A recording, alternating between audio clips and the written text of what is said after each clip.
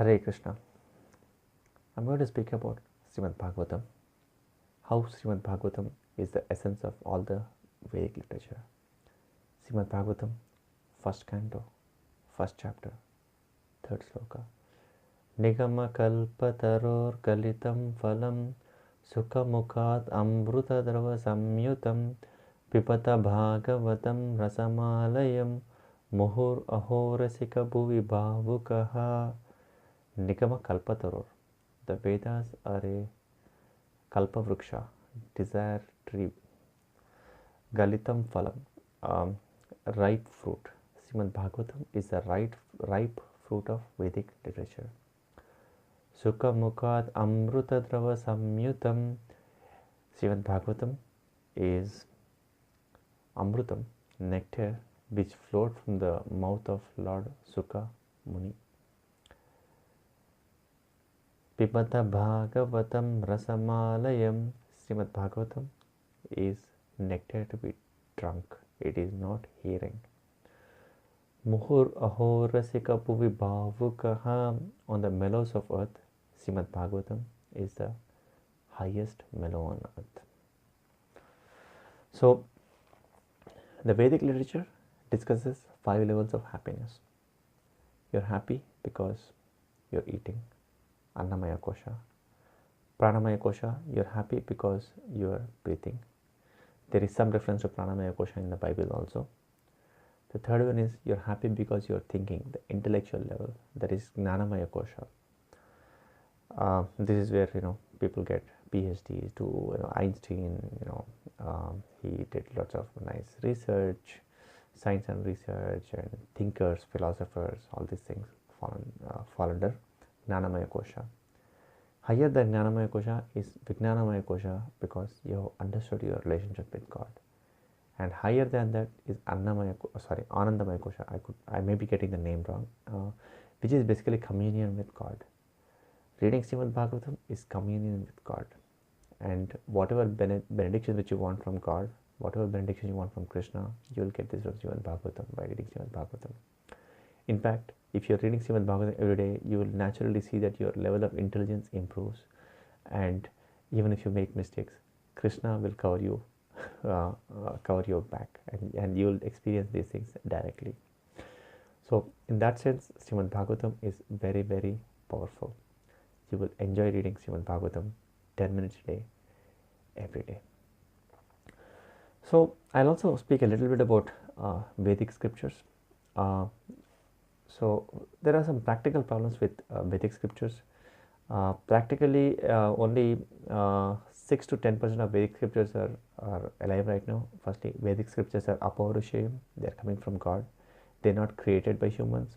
In contrast, Bible was created by humans 60 years after the death of Lord Jesus Christ.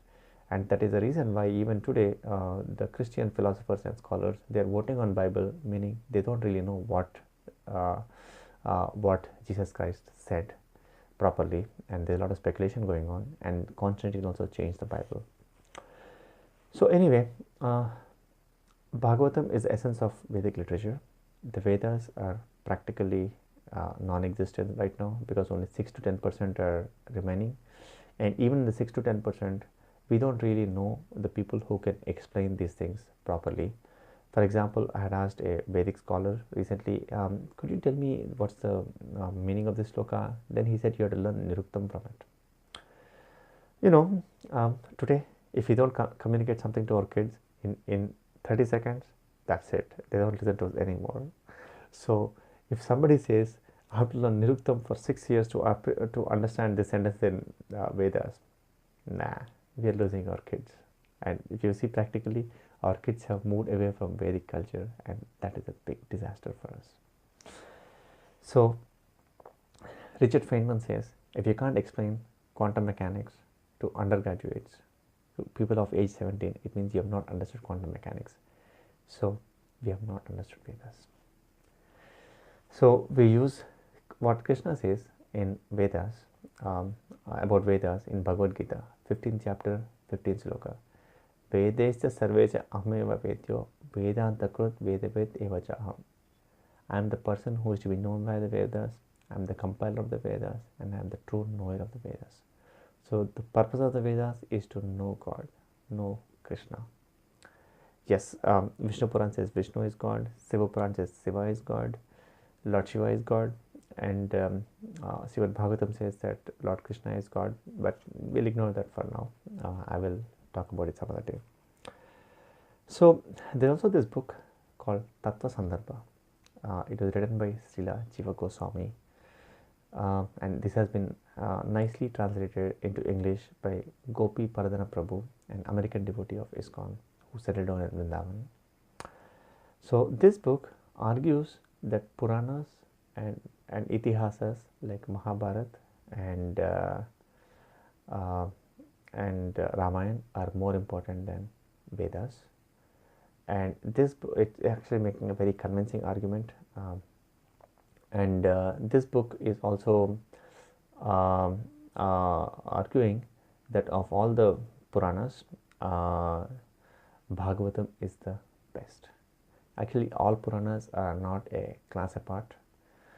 Sorry, all Puranas are not the same. Some Puranas are a class apart. Srimad Bhagavatam is a class apart from everything else. And you will actually practically notice that when you read these Puranas. For example, recently I was reading a particular Purana, and I read something. I felt so sad. I said, "Oh, I mean, the Purana was kind of demeaning Krishna.